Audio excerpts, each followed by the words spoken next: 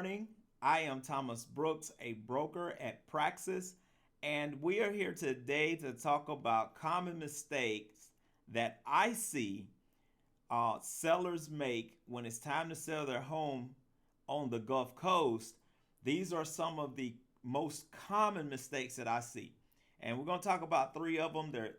There are some are major, some are minor, but these three are the ones that I see most often. The first one, if you're deciding to sell your home, you have to price your home correctly. Now, there are a lot of ways to determine the correct price. There's many methods. You go from one person to the next. We all have our little systems. But the good thing is, or the best thing is to make sure that whatever method you decide to use, that you get an accurate account of what your house is worth. Now, if you don't have the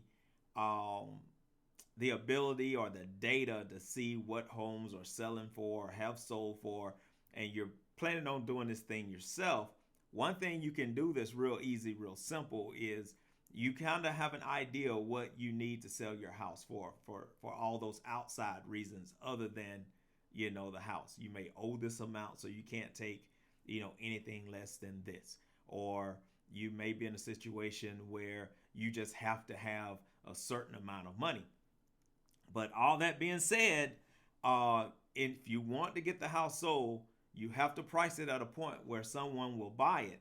So a simple thing you can do as just a common everyday citizen is go on the internet, find houses that are close to yours that are selling at that exact same price point. Now, if you're trying to sell your house at $147,232, you may not be able to find that exact, but you can find say you're selling your house for 150K. You can find a house at 140, and you can find houses up to 160. That gives you a range, and this is your competition. So you can drive through those neighborhoods and assess the neighborhood. Are those neighborhoods better or worse than yours? You can maybe set up a visit with the homeowner and see if you can tour the house, or call a real estate agent and see if you can set up a tour of that home. And when you go in, just say, is this home better or worse than mine? So if you do 5 of those homes, the 5 closest to yours, that's your competition. And if you come out of those homes saying, hey, my house is better than all of these, your home is pretty much going to sell. There's a good chance that your home will sell.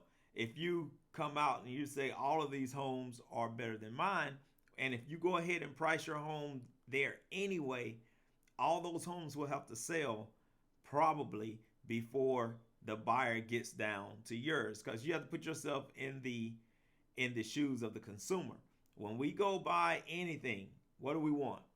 We know our budget, and we want to get the best product for that budget, whether we're buying shoes, a shirt, a car, and yes, even a house.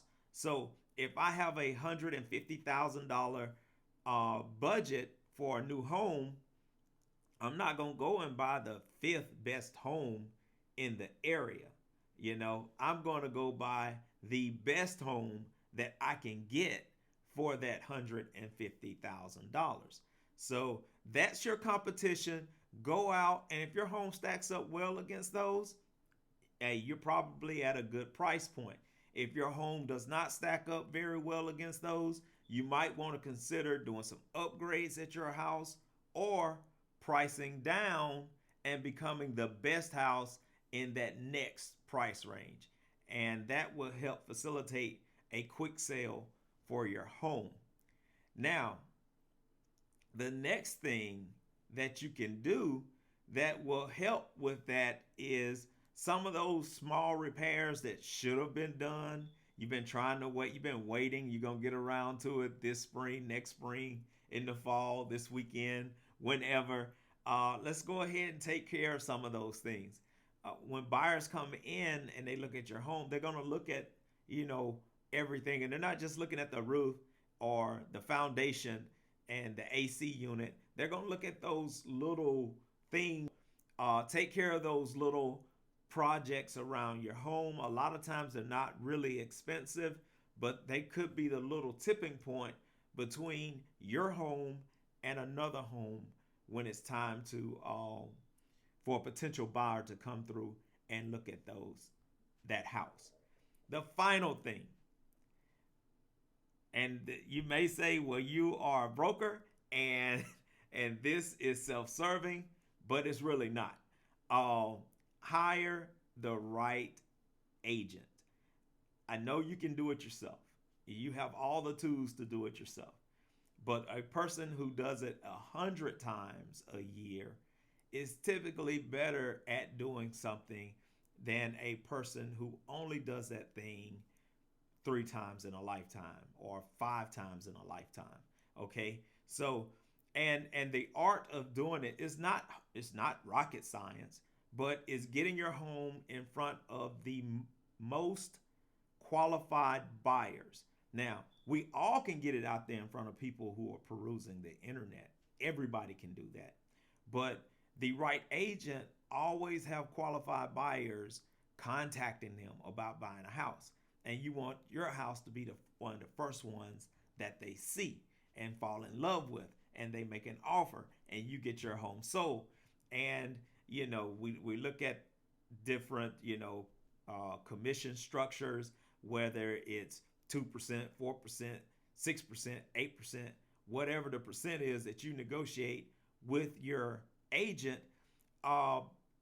That's small, because when we go out to eat, we tip 20, sometimes 30%.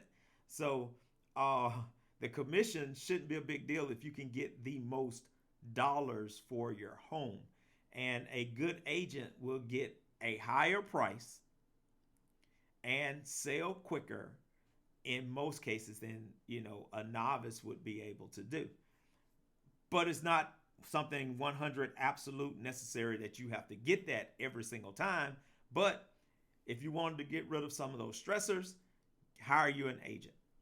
So the 3 things that we looked at today: if you're thinking about selling your home, you want to make sure you price it right.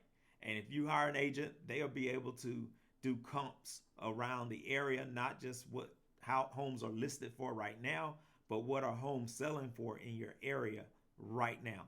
So you'll be able to price it at a price point that it will sell. The second thing is take care of those small repairs around your home. And finally, get a great agent. Hire an agent that will take care of you and your needs. If you want any information on these other areas that sellers make mistakes with here on the Gulf Coast, contact me at 228-627-0945. I can't wait to talk with you and work with you and help you sell or purchase your home here on the Gulf Coast. Talk with you later.